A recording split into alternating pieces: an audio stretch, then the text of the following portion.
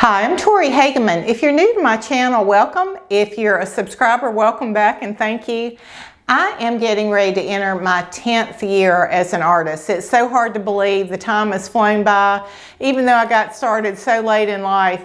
And I've been reflecting on some of the different things that I've learned over the years, things that were kind of surprising to me, struggles that I've had, a few victories that I've had, and I'd love to share with you my top 10 thoughts about these 10 years of painting. Stay tuned. I would say the first thing that was one of the biggest battles for me to overcome was just the discouragement in the beginning. I did not have any inborn talent. I wasn't one of those kids that people said, oh, they're a natural artist. I had none of that. So my paintings when I started looked very childish. They looked like a first grader had done them. So I had to just get started and not quit and give up and not give in to that sense of discouragement or feeling like I'll never be any good. I am fully convinced that if you can be taught to read and write, you can be taught to not only paint, but that you can learn with diligence and practice, you can become a very good artist. So that would be my first tip. So my second tip, and gosh, I wish I had known this. If I knew it, I wish I had heeded it. But my second tip is to paint small and paint often. I like to paint big, dramatic canvases. I love to see big paintings. I love the drama of that, and I wanted to be a big canvas painter. And I can't tell you how many hundreds of hours and hundreds of dollars worth of supplies that I wasted on big canvases where I didn't know what I was doing. They were failed paintings. They had to be trashed.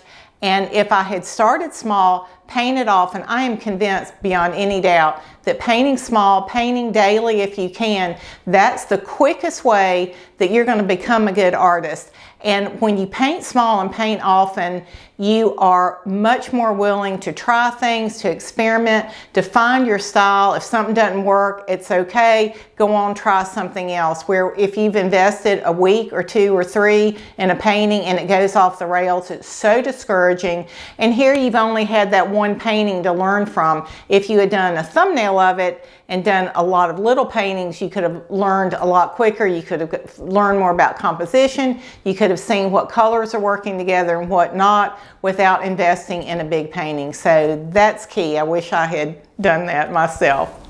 So my next piece of advice is to really those of you who are serious about wanting to become a good artist. I'm not talking to the dabblers, but if you really want to become a good artist, it's going to take an investment from you to get there.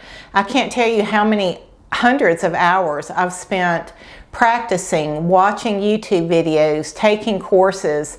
I invested in materials. I mean, it's been costly in many different ways to me on this journey, but I was so convinced this kind of desire to paint came up in me so strong out of nowhere. I really felt it was the Lord leading me into this, and so I took it seriously and have continued to do so, and it has come at a great cost. I wish I was further down the road than I am, but I'm definitely further than where I started, and I'm glad for the investment. I feel like it was time and money well spent, and I feel like I am well on my way.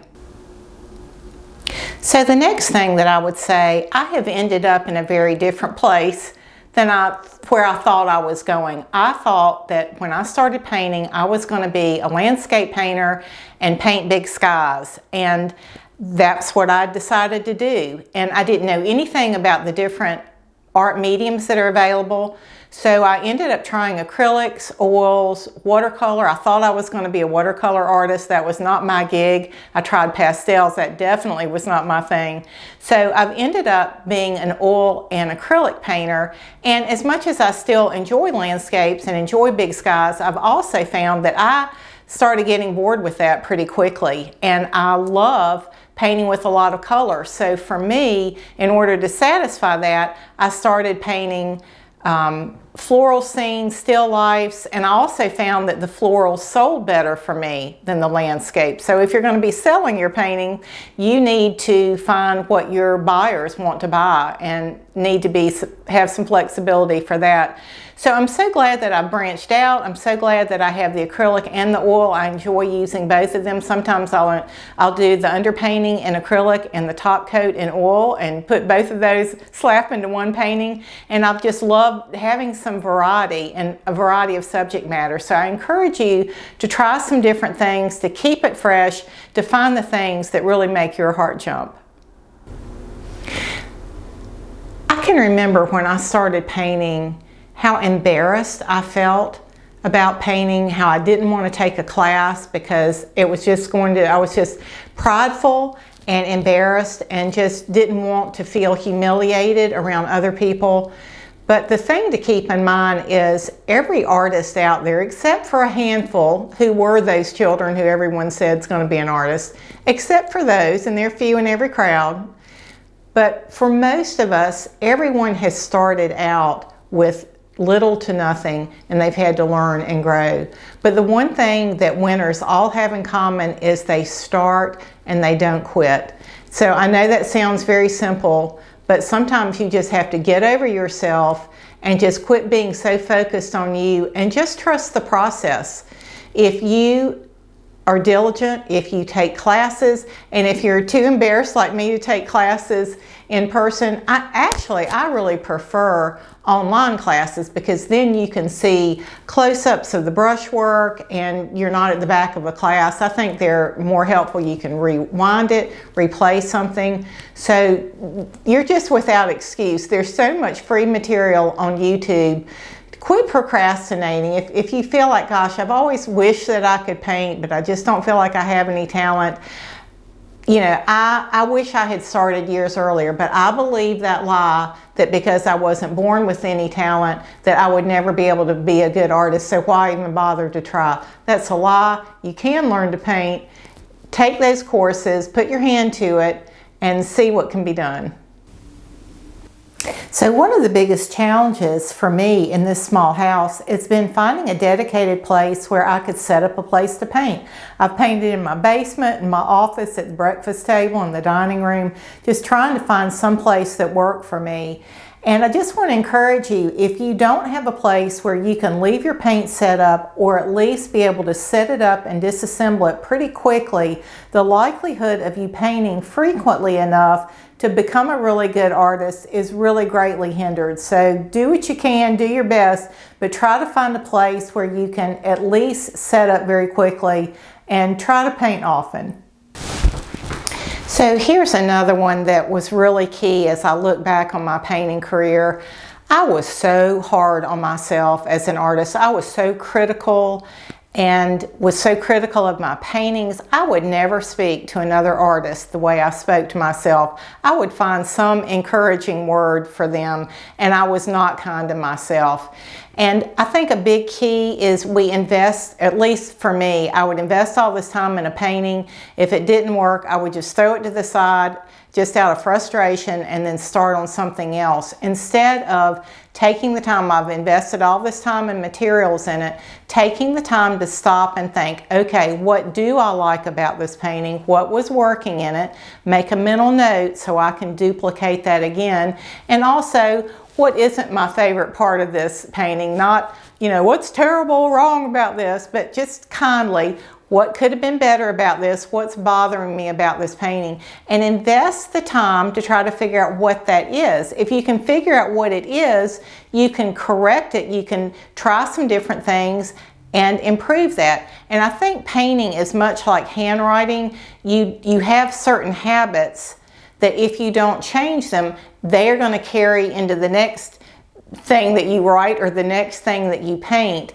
And if you've got a bad habit in your painting, and it might be even something like color combinations that you're using that aren't working, if you don't correct that, you're going to continue to make that same mistake. 2 years down the road, your paintings are still not going to be right because you've not corrected the things that were wrong. So I highly recommend after each painting, even if it was one of your best paintings, spend the time to think, wow, this one is great. what do I really like about this? What worked in this? Make a mental note or write it down.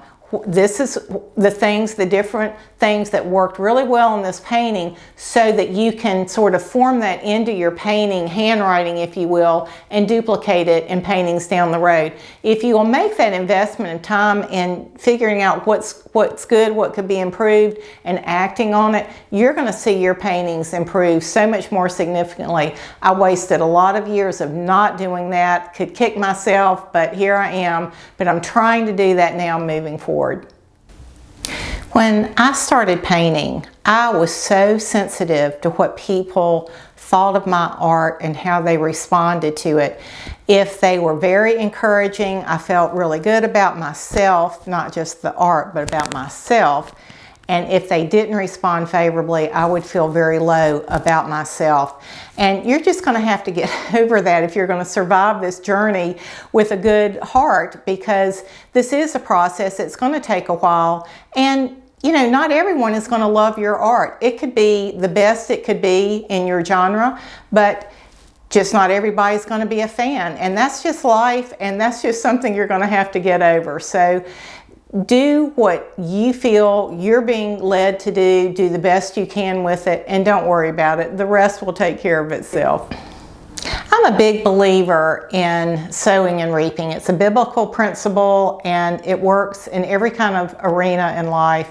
And I'm a big believer in sharing my art supplies. If I find that I have, as I tried different mediums like pastels and I wasn't using them, I gave them away. As I realized I wasn't going to be using my watercolors, I gave them away.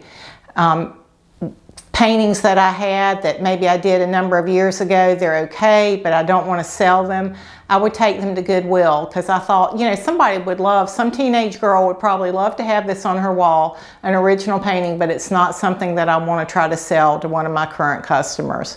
So I just encourage you to be generous.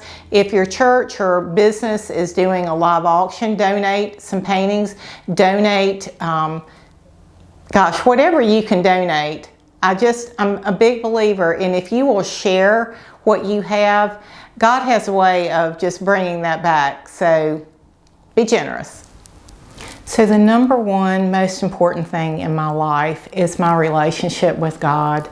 And when I started painting, this was just a desire that came out of nowhere. It was right after both of my parents had died. And this just desire to paint. I can remember getting up at 2 in the morning and feeling like if I don't paint, I'm going to explode. So I knew this desire was coming from the Lord. And so when I paint, I literally treat God like He's my art instructor sitting there with me. I include Him in the decisions. I invite Him into the process. What reference photos should I use? What size canvas? Should I do this in oil? Should I do this in acrylics? And I partner with Him in the paintings that I do. And that may sound strange to you, but I can't tell you how many times there's been a problem in a painting and I've just stopped and said, Lord, what's wrong with this? How do I fix it? And just this idea will come into my head out of nowhere that I have never thought of. I'd never had that idea before, and I incorporate it into the painting, and bam, there it is. And so I started out painting in the corner of my office. I've painted in the basement, and here I am 10 years later in this beautiful art studio that the Lord has given me, and I'm just overwhelmed with where He has taken me. And I just really want to encourage you, if you've never invited God into the painting process with you, start doing that. And I think you're going to be amazed at where He'll take you, things that He'll bring out of you you didn't even know were there. Ask Him when you run into a problem. Ask Him to help you make the reference selections and choose the paint colors. And He is the master artist. He knows color better than anyone. So I just really encourage you in that. My dogs have just walked into my studio. One of the great advantages of being able to do this upstairs, that I get to be with them, so you might hear them, their collars clanging. But I appreciate you joining me in this video, and I hope that you will not quit, that you will not give up, and that you will Be the artist that God designed for you to be, that you will be diligent, invite God into that space, and see where He'll take you. Hey, I hope you'll hit subscribe if this video was helpful to you. Maybe give it a thumbs up. And I would love for you to check out the next videos that'll be coming out soon. And appreciate your time. Thanks a lot. God bless.